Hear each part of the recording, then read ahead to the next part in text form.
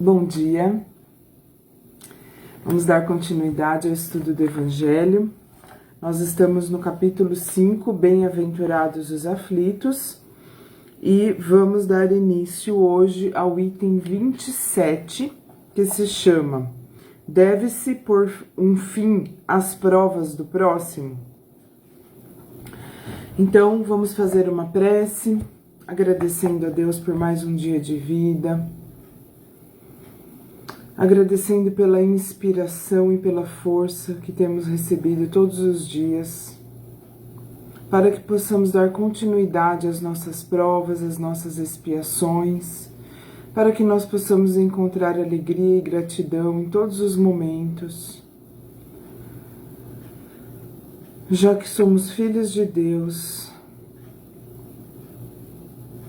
e já que estamos aqui para vivenciar uma experiência que nos eleve, que nossas palavras, nossos atos, nossos pensamentos e nossos sentimentos sejam formas de nos comunicarmos com a bondade, com a justiça, e assim possamos ser instrumentos de Sua vontade, Senhor.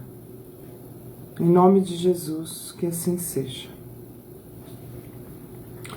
Então vamos lá. Deve-se pôr fim às provas do próximo? Bernardin, Espírito Protetor, Bordeaux, 1863. Deve-se pôr fim às provas do próximo ou é preciso, por respeito à vontade de Deus, deixá-las seguir o seu curso? Dissemos e repetimos muitas vezes que estais na terra de expiação para concluir vossas provas, e tudo que vos acontece é consequência de vossas existências anteriores.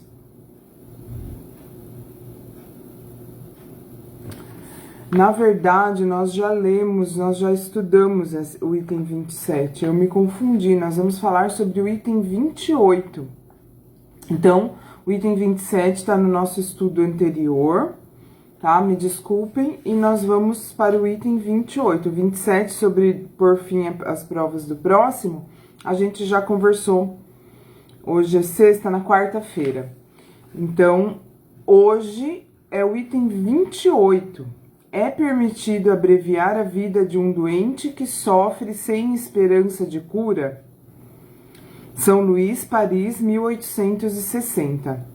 Um homem está agonizante, vítima de cruéis sofrimentos. Sabe-se que seu estado não tem esperanças. É permitido poupar-lhe alguns instantes de agonia, apressando o seu fim? Quem, no entanto, vos daria o direito de prejudicar os planos de Deus? Então aqui está perguntando se a pessoa que está num coma, num estado vegetativo ou num pós-acidente, em alguma situação difícil, que está sobrevivendo por conta dos cuidados médicos, muitas vezes respirando por aparelhos, enfim, naquela situação em que a pessoa já foi desenganada, no sentido de que não existe cura, não existe possibilidade de melhora, o único prognóstico dos médicos é de que ela vai desencarnar. E aí, nessa situação, a pergunta aqui é: nessa situação, é permitido nós desligarmos os aparelhos? Nós abreviarmos esse sofrimento? Nós adiantarmos o momento da morte? E aí, a esta pergunta foi respondido com uma outra pergunta. E aí, diante de tudo que nós já conversamos, diante de tudo que a gente já aprendeu nos outros itens, nos outros capítulos estudados aqui do Evangelho segundo o Espiritismo, qual seria a nossa resposta a esta pergunta? Que foi respondido com uma outra pergunta, né? Se nós podemos abreviar o sofrimento das pessoas que estão passando por situações difíceis, sobrevivendo por aparelhos, etc. A pergunta foi: quem, no entanto, vos daria o direito de prejudicar os planos de Deus?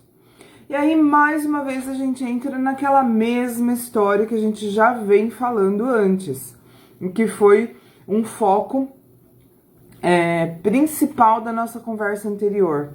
Deus erra. Deus erra?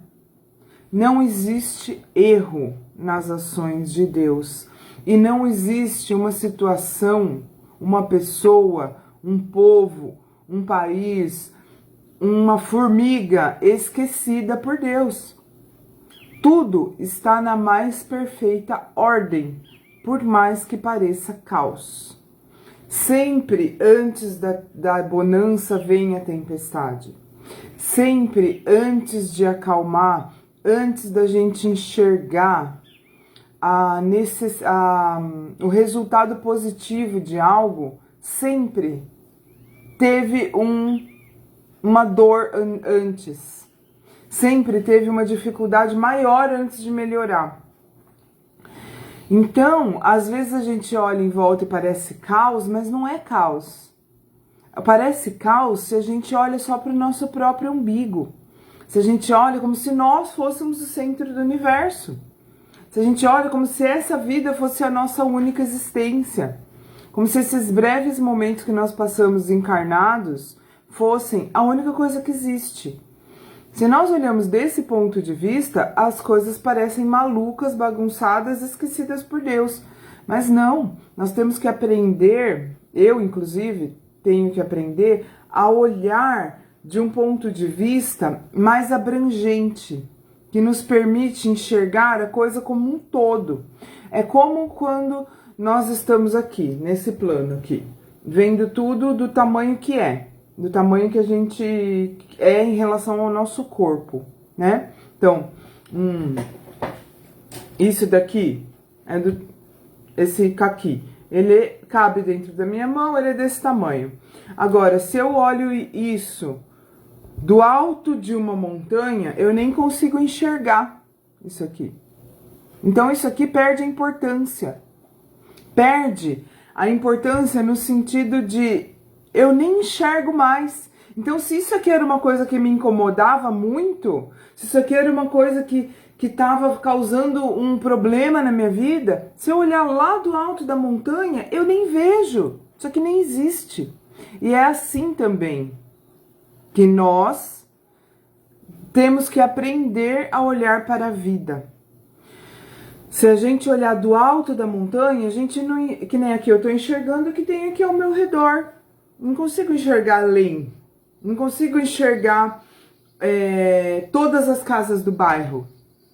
Agora, se eu subo numa montanha, eu enxergo tudo, até onde a minha vista alcança. A minha vista, o alcance da minha visão amplia muito.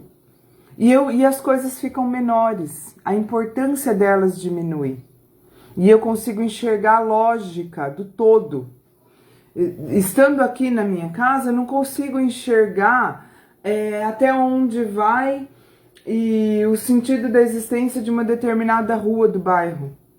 Não consigo. Agora, se eu tô lá olhando lá do alto, eu vejo onde a rua começa e onde ela vai dar.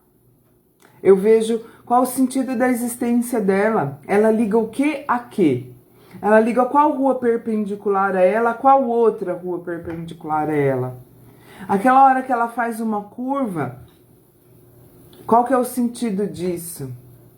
Aí, olhando de cima, eu vejo que ela faz uma curva porque ali tem um buraco. Um buraco no sentido de uma parte mais baixa do terreno, então não dá para a rua continuar ali. Ou tem um lago, ou tem um prédio muito grande que interrompeu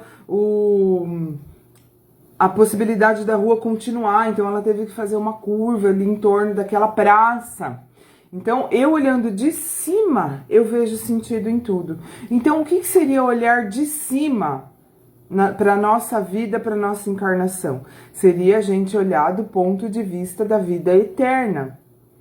E se eu olho do ponto de vista da vida finita, da Ana Paula, que nasceu em agosto de 1975 e vai desencarnar, sabe Deus, 100 anos depois, se Deus quiser, 70 anos depois, quando? 70 anos depois dessa data, se eu enxergo só esse período, só esse curto período da minha existência, eu não consigo ver sentido nas coisas mesmo. Nós encarnamos com o esquecimento, é a bênção do esquecimento das outras encarnações. Uma hora a gente vai conversar um pouco mais, na verdade nós já tivemos, né, explicação sobre o esquecimento, então a gente sabe que é uma bênção, não cabe nos aprofundarmos demais aqui agora para não fugir muito do assunto, mas nós não lembramos, é como se a gente estivesse olhando daqui, desse plano. Só que se a gente percebe que existe algo além, mas a gente não lembra, a gente olha de cima da montanha. Porque aí a gente começa a ver sentido, começa a ver lógica nas coisas. A gente começa a ver que por mais que a gente não entenda e não enxergue, tudo tem uma razão de ser. E não seria diferente, já que tudo tem uma razão de ser, já que nada foge ao controle de Deus e Deus não erra. Não é por acaso que uma pessoa está passando por uma expiação difícil de uma enfermidade, por exemplo, que ela está sofrendo numa cama de hospital. É difícil, é duro para a pessoa, é duro para os familiares, para as pessoas que ela ama, né, que amam ela. Não estou dizendo que é fácil, mas eu estou dizendo que tem uma razão de ser. Que se nós realmente temos fé, nós sabemos que aquilo precisa acontecer. E quando nós vamos lá e desligamos os aparelhos, nós estamos impedindo os planos de Deus de irem até o fim. Nós estamos impedindo a pessoa de pagar uma dívida. Com certeza é uma dívida, Deus não erra. É uma dívida, é uma prova, é uma expiação. Que quando a pessoa desencarnar, ela vai ficar leve. A vida continua. A vida do corpo acaba, o corpo morre, mas a vida continua. E o espírito é muito beneficiado por ter suportado as expiações dessa vida.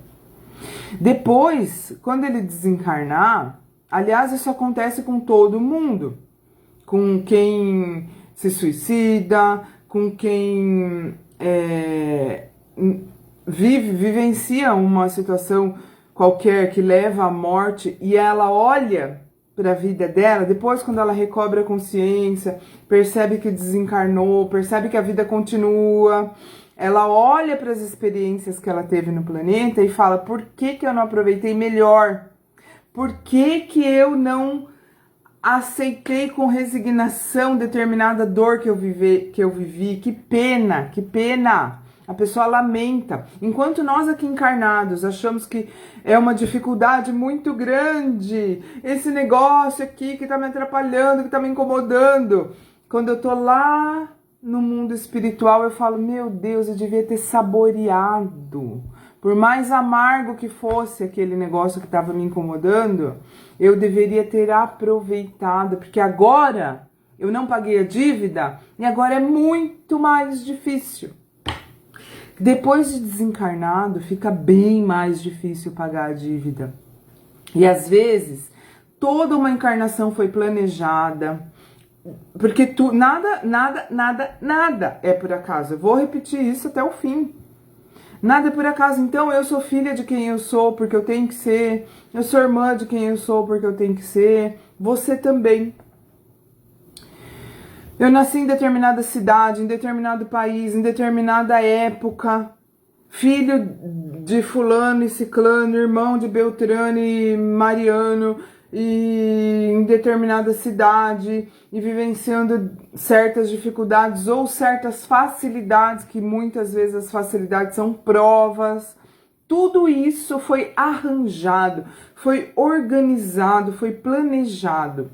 E daí eu pego e jogo fora. Jogo fora isso, não aproveito tudo que eu tinha para aproveitar, tudo que eu tinha para aprender, todas as experiências que eu teria que vivenciar para o meu aprendizado, a minha evolução espiritual. Aí eu não aproveito isso, porque de alguma forma eu fujo das expiações, eu fujo das provas, ou alguém desliga os meus aparelhos, e aí quando chega lá no mundo espiritual, o arrependimento é muito maior do que a dor da experiência difícil aqui na Terra. Por quê? E aí? Vai ter que reorganizar tudo de novo? Várias pessoas terão que encarnar só para eu poder pagar minha dívida?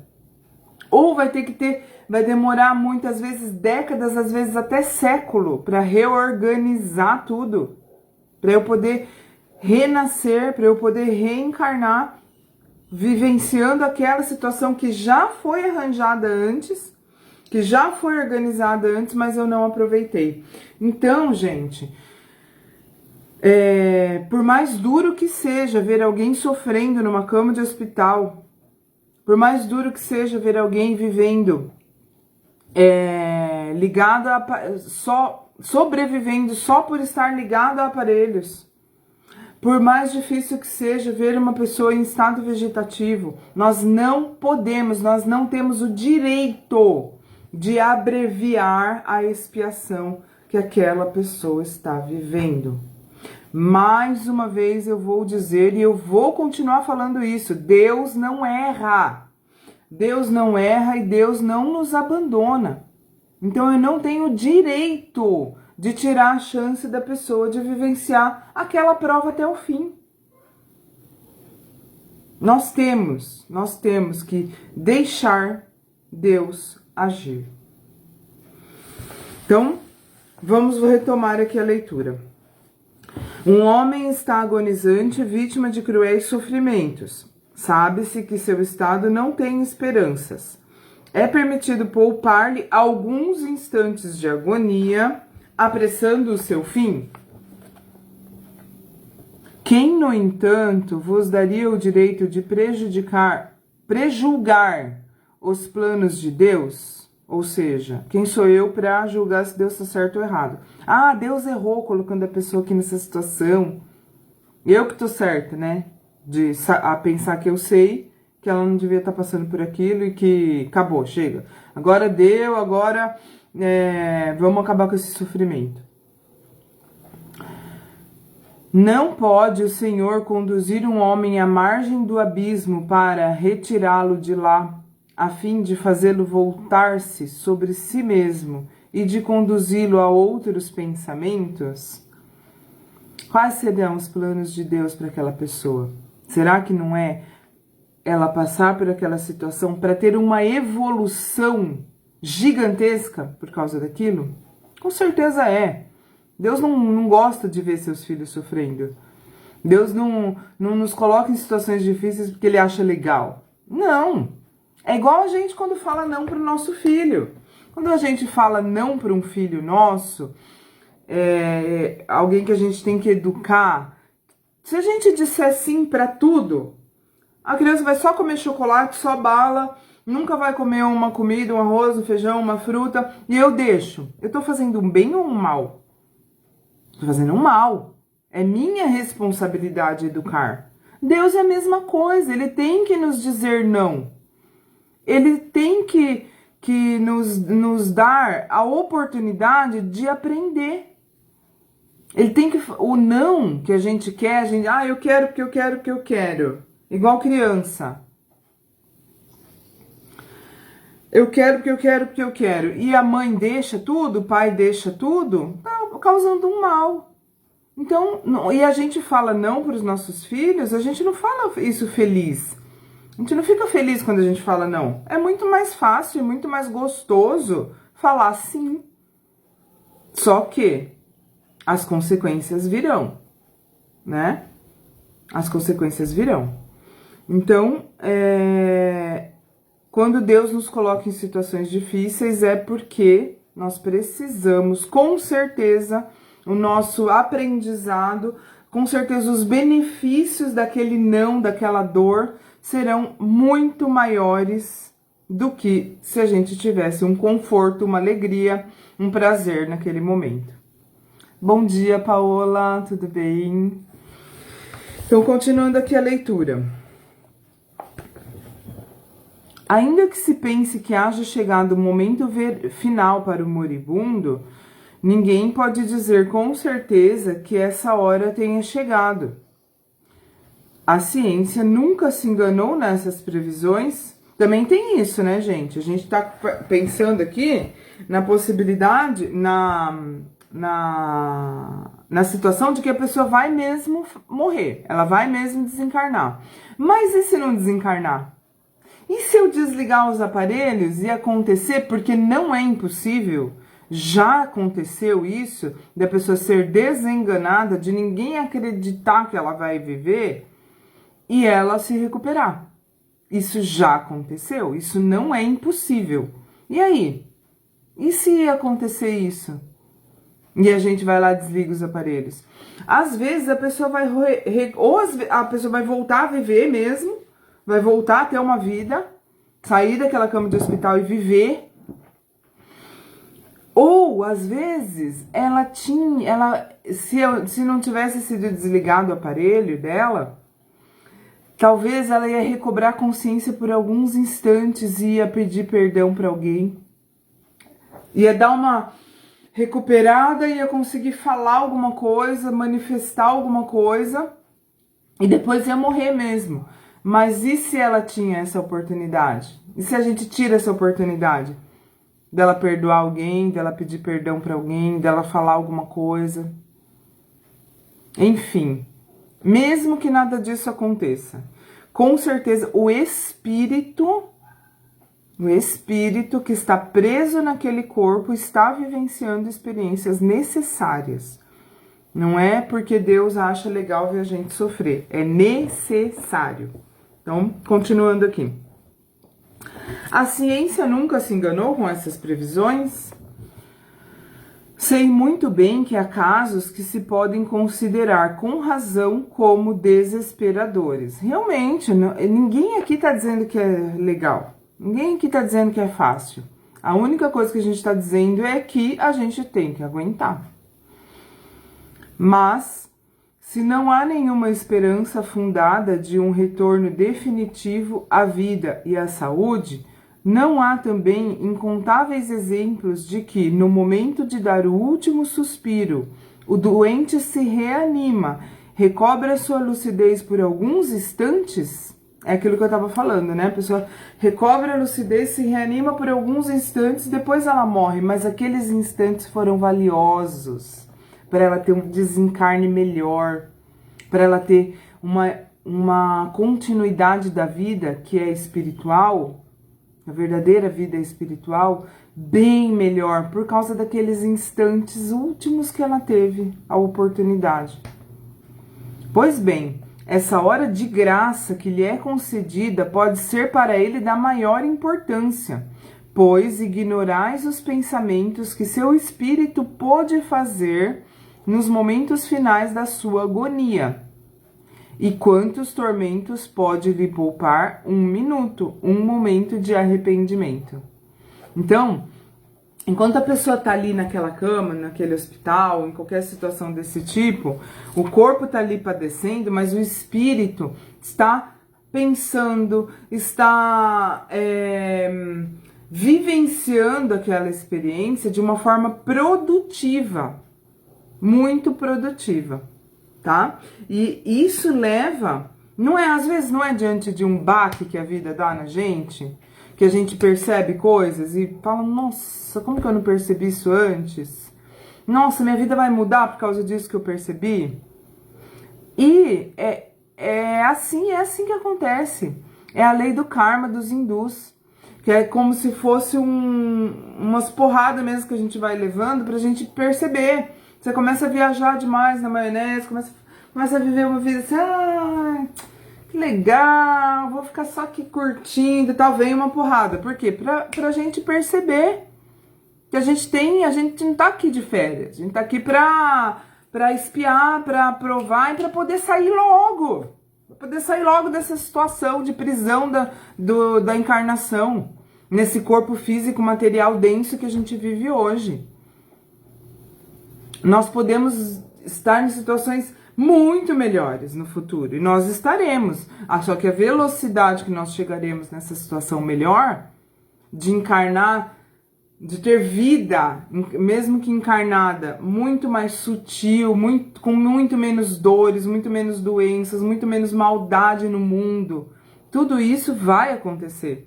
Agora, a velocidade que nós vamos alcançar esse estado de maior felicidade vai depender do quanto nós suportamos as provas que hoje nós temos que vivenciar.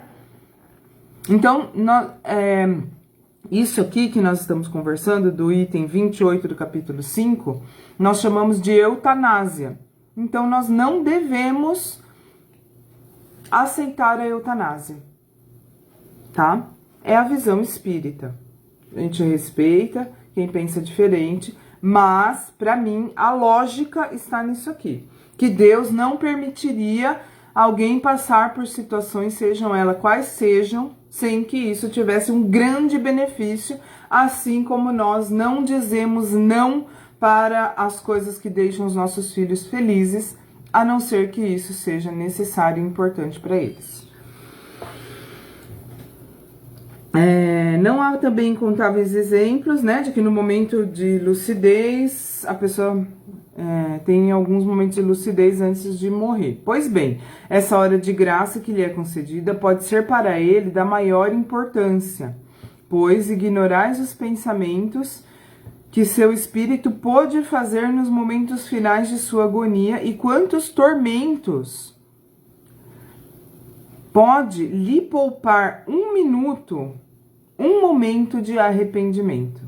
Então, se o espírito desencarna sem aquele último arrependimento que ele tinha que ter tido, naqueles últimos instantes que ele ainda precisava vivenciar, sem aquilo ele vai sofrer muito mais. Então, vale a pena aguentar.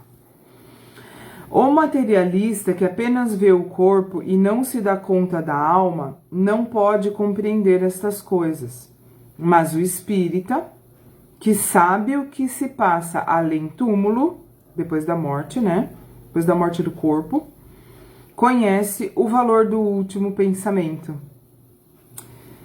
Às vezes esse último pensamento define como vai ser o desencarne e o pós-túmulo, ali logo em seguida da morte daquele ser. Suavizai os últimos sofrimentos, tanto quanto vos seja possível fazê-lo. Então não é que você fala assim, deixa a pessoa aí sofrer, não. No item anterior nós conversamos sobre isso, amenizar o sofrimento das pessoas nos é permitido, nos é pedido por Deus.